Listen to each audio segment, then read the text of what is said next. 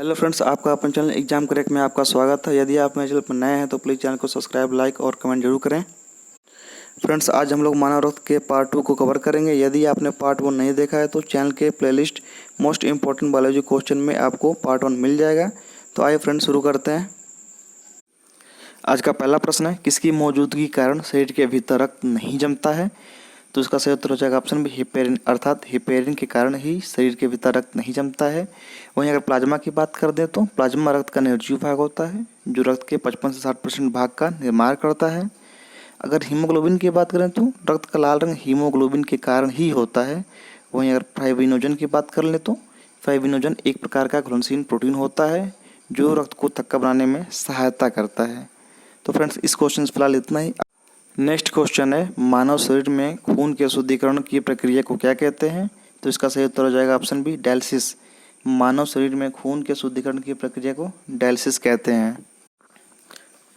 Next question है, लाल रक्त कणिकाएं कहाँ उत्पन्न होती हैं? तो इसका सही उत्तर हो जाएगा ऑप्शन बी, अस्थि मज्जा। अर्थात लाल रक्त कणिकाएं अस्थि मज्जा में उत्पन्न होती हैं। वहीं अगर यकृत की बात कर लें तो यह शरीर की सबसे बड़ी ग्रंथि होती है।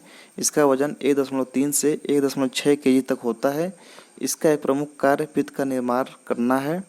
फ्रेंड, इससे एक और महत्वपूर्ण प्रश्न बनता है कि विश्व यकृत दिवस कब मनाया जाता है? यदि आपको इसका उत्तर पता है तो आप कमेंट बॉक्स में अपना उत्तर टाइप कर सकते हैं।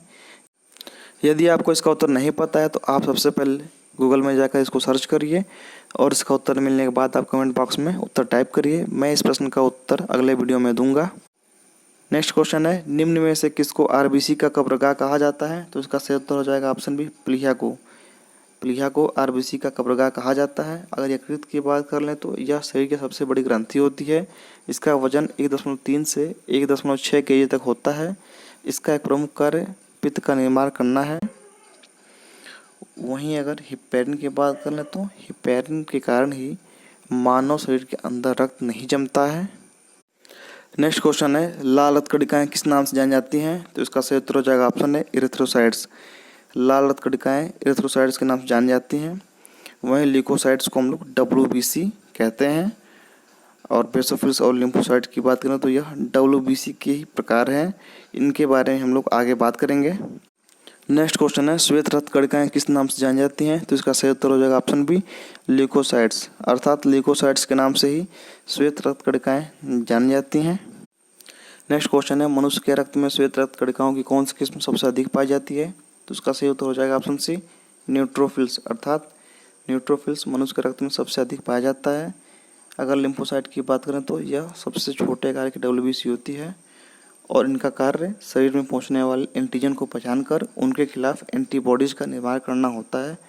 अगर लिम्फोसाइट की बात करें तो यह 2 प्रकार की होती हैं, पहला T लिम्फोसाइट और दूसरा B लिम्फोसाइट। अगर मोनोसाइट की बात करें तो यह सबसे बड़ी आकार की WBC कोशिकाएं होती हैं।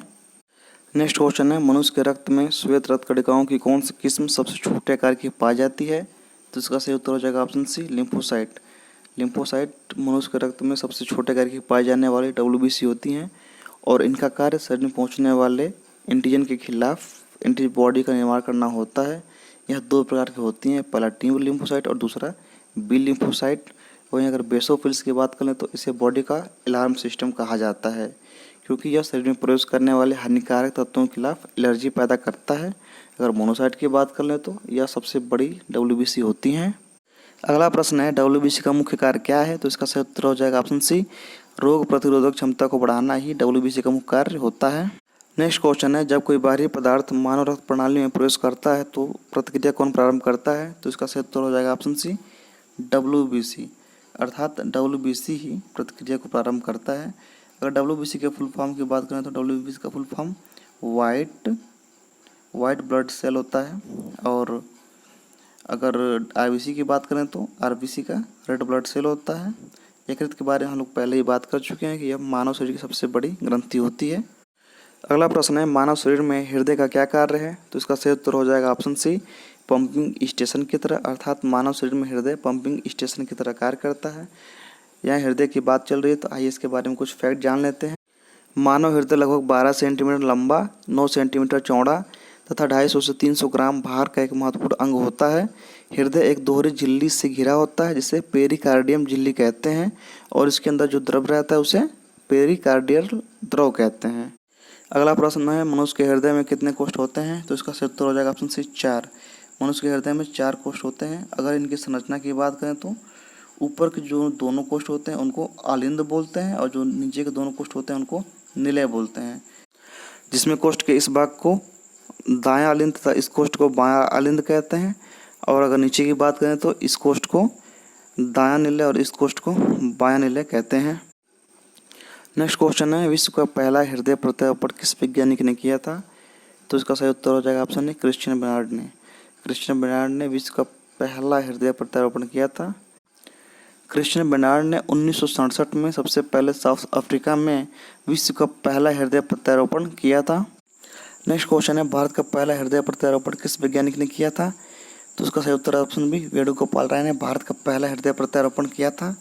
अब बात कर लेते हैं यह उन्होंने कब किया था। तो यह उन्होंने 1994 में किया था। अब बात करते हैं कहाँ किया था। तो उन्होंने यह प्रत्यारोपण एम्स में 1994 में किया था। नेक्स्ट क्वेश्चन और आज का अंतिम प्रश्न है, सामान्य जीवन काल में मनुष्य का हृदय कितनी बार धड़कता है?